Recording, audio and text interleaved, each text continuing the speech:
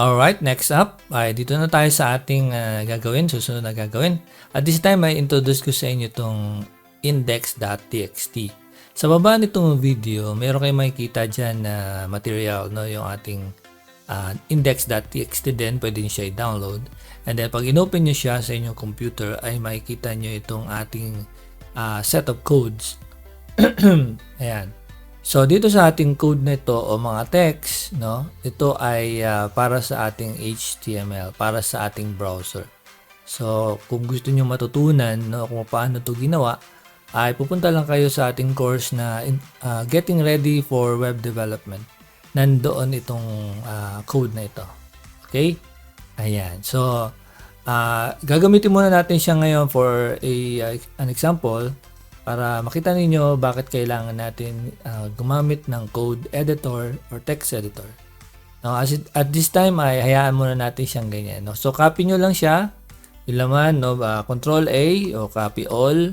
Ayan, right click copy. Ayan, tapos i-paste nyo ngayon kung gusto niyo sa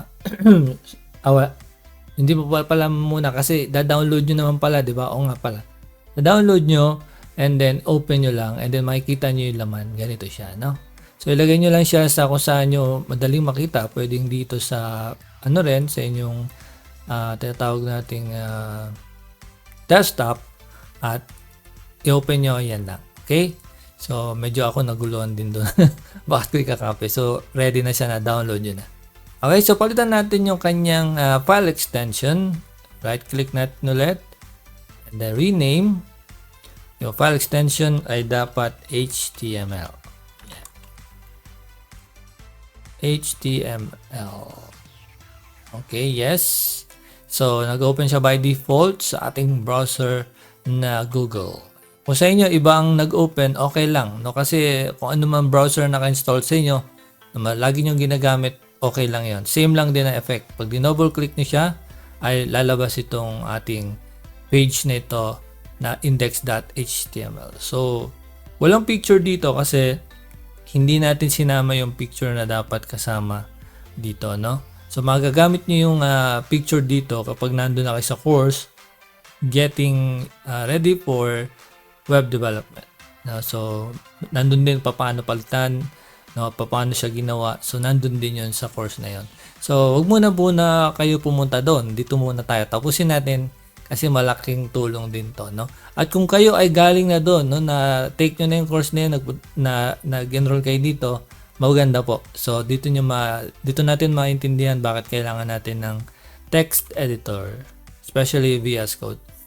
Ayan. So sige, close ko muna, i-minimize ko muna to. Ayan.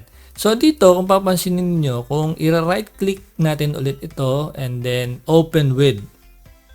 No, dito, meron tayong open with. Sa Windows 10 itong gamit ko. Open with, then, makikita nyo yung notepad. No? Hindi ko alam kung ano.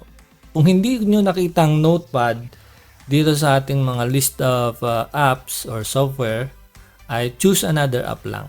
Dito, choose another app. Then, scroll down nyo lang, makikita nyo yung notepad. Ayan. So, okay lang. No? Kung hindi nyo pa rin siya ma-open, hindi nyo makita yung notepad, so pwede nyo siya ibalik lang sa dati, no? Rename, tapos txt lang. Ayan, txt. Ayan, yes. Ayan. Okay. So, kasi dito, kung papansinin ninyo, napakaraming mga characters o napakaraming text na nandito. Ito ay mga symbols, no?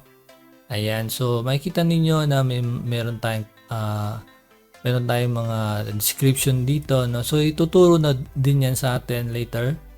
At dito medyo mahirap ito i-format.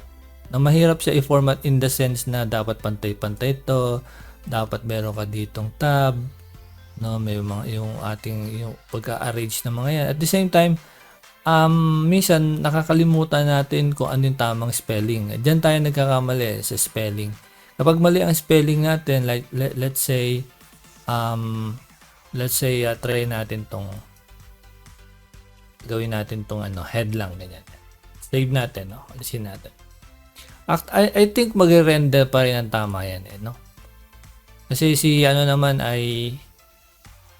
Google ay para meron siyang auto-correct may auto-correct siya, no? HTML. Tingnan natin kung mag-render. HTML, balik natin lang, no?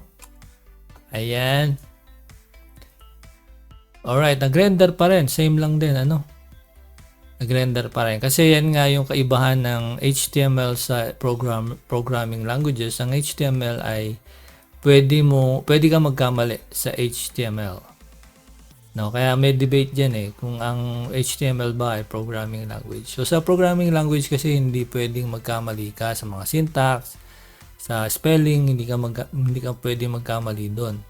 Dito nagkamali tayo dito sa head, no? Minali ko talaga, no? Tanggalin natin yung head. Sige, yung ano lang, yung element na yan, na head. Save natin. Yan, so tingnan natin kung gagana pa rin siya. Tingnan natin close. So gumana pa rin, ano? Yan, kasi meron tayong teka. Oh, gumana pa rin. Ayan, no? Kumpleto pa rin siya. So, ibig sabihin ay ano siya, madali siyang mag-correct sa sarili niya, no? Yeah, balik natin. So, Control Z lang ginawa ko, Control Z. Oh, yeah. So, ano yung nga pala yung sasabihin ko? Sasabihin ko is, para mas mapadali sa atin, yan. Para mas mapadali sa atin na ma-edit ang mga ito, gawin ang mga ito, kailangan natin ng tulong, no? Hindi tulong na parang merong personal coach o merong somebody to tell you every time na ano ba ang dapat mong gawin. Dito papasok ngayon yung tulong ng text editor, no? Yung binanggit natin nung una, text editor. Ayan. So, pag gumamit tayo ng text editor, kagaya nito, Notepad, ito ay text editor, wala tayong tulong na makukuha dito, kundi lahat ito ay mano-mano nating itatype. While kapag meron kang text editor, code editor,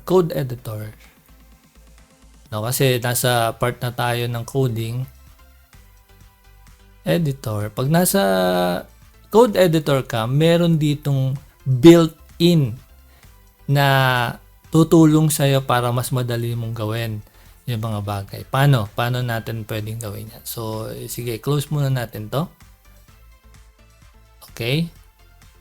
Save muna natin. Ayan. I think sa next lesson na lang gawin natin para diretso na, no? So, binigyan ko lang kayo ng point.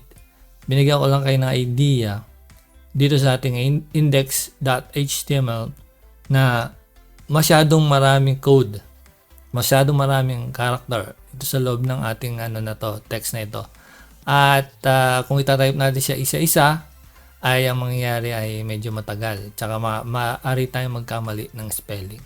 So diyan papasok yung bakit natin kailangan ng VS Code o ng text editor o ng code editor. At bakit VS Code. So sagutin natin sa susunod na lesson. No?